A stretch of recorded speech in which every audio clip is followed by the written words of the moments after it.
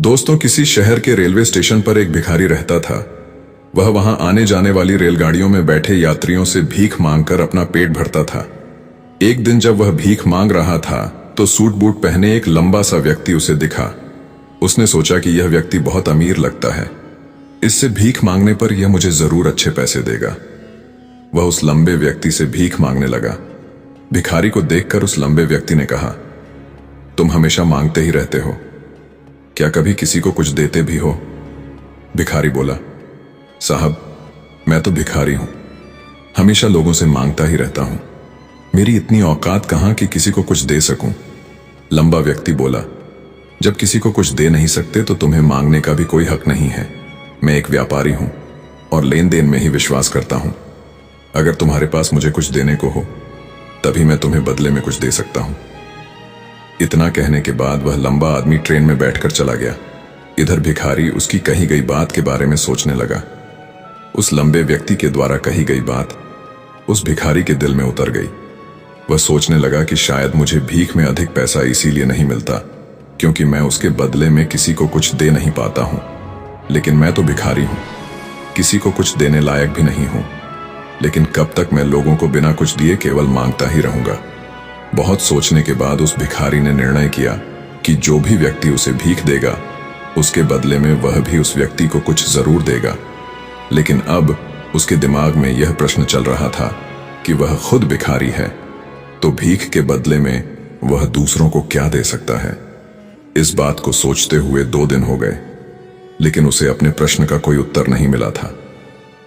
तीसरे दिन जब वह स्टेशन के पास बैठा हुआ था तभी उसकी नजर कुछ फूलों पर पड़ी जो स्टेशन के आसपास के पौधों पर खिल रहे थे। उसने सोचा, क्यों ना मैं लोगों को भीख के बदले कुछ फूल दे दिया करूं। उसको अपना यह विचार अच्छा लगा और उसने वहां से कुछ फूल तोड़ लिए। अब वह ट्रेन में भीख मांगने पहुंचा। अब जब भी कोई उसे भीख देता तो उसके बदले में वह भीख देने वाले को कुछ फूल दे देता। उन फूलों को लोग खुश होकर अपने पास रख लेते थे। अब भिखारी रोज फूल तोड़ता और भीख के बदले में उन फूलों को लोगों में बांट देता था। कुछ ही दिनों में उसने महसूस किया कि अब उसे बहुत अधिक लोग भीख देने लगे हैं। वह स्टेशन के पास के सभी फूलों को तोड़ लाता था। जब तक उसके पास फूल रहते थे तब तक उसे बहुत से लोग भीख देते थे। लेकिन जब फूल बांटते बांटते खत्म हो जाते तो उसे भीख भी नहीं मिलती थी।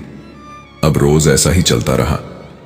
एक दिन जब वह भीख मांग रहा था तो उसने देखा कि वही लंबा व्यक्ति ट्रेन में बैठा है जिसकी वजह से उसे भीख के बदले फूल देने की प्रेरणा मिली थी।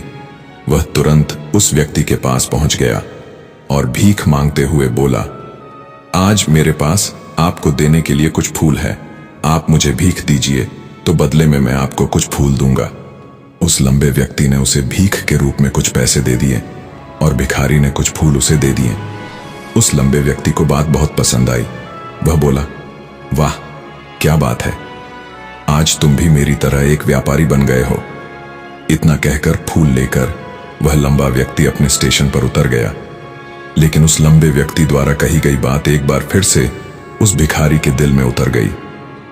वह बार बार उस लंबे व्यक्ति के द्वारा कही गई बात के बारे में सोचने लगा और बहुत खुश होने लगा। उसकी आंखें अब चमकने लगीं। उसे लगने लगा कि अब उसके हाथ सफलता की वह चाबी लग गई है जिसके द्वारा वह अपने जीवन को बदल सकता है।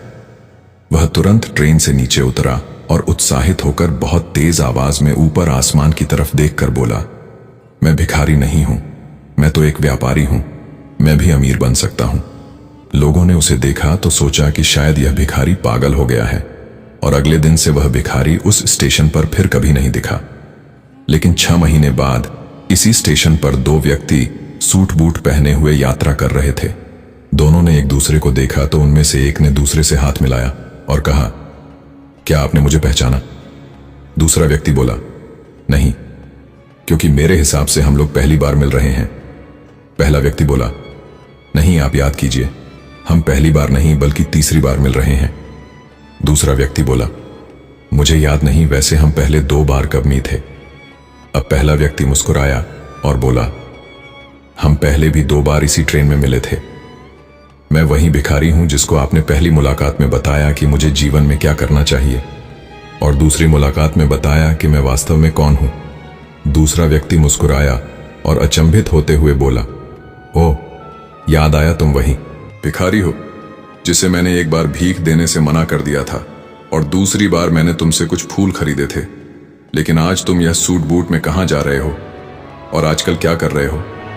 तब पहला व्यक्ति बोला, हाँ, मैं वही भिखारी हूं, लेकिन आज मैं फूलों का एक बहुत बड़ा व्यापारी हूं और इसी व्यापार के काम से ही दूसरे शहर जा रहा हूं।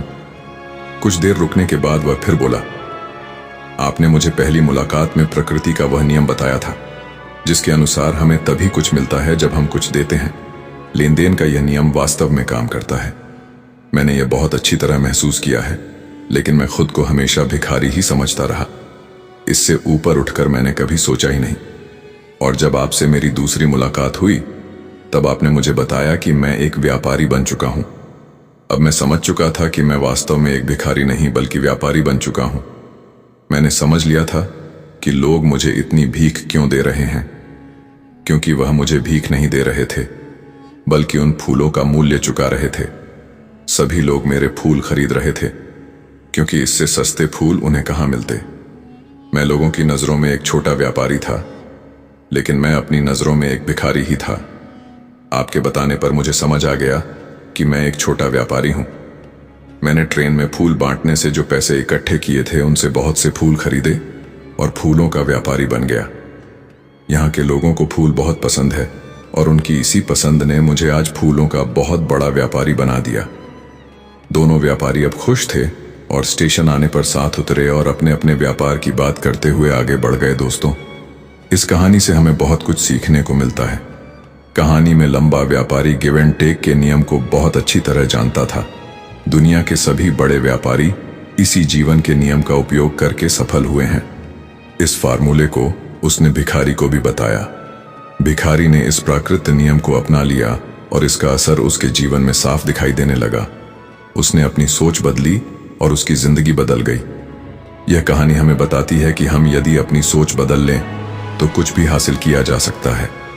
यदि हम खुद को छोटा समझते रहेंगे तो हम हमेशा छोटे ही बने रहेंगे। बड़ा बनने के लिए हमें अपनी सोच को बदलना होगा और खुद के बारे में बड़ा सोचना होगा। कहानी का सार यह है कि सफलता आपकी सोच में छुपी होती है। खुद का आत्मसम्मान जगाए, अपनी सोच को बड़ा बनाइए और देखिए कैसे आप सफलता के शिखर पर पहुंच जाते हैं। इस कहानी का उद्देश्य है कि जब इंसान अपनी सोच बदलकर लेने के बजाय देने की मानसिकता अपनाता है और खुद को छोटा नहीं समझता, तो वही सोच उसकी सफलता की नींव बन जाती है। दोस्तों, अगर आपको यह कहानी पसंद आई हो तो वीडियो को लाइक करें और हमारे चैनल को सब्सक्राइब जरूर करें। धन्यवाद।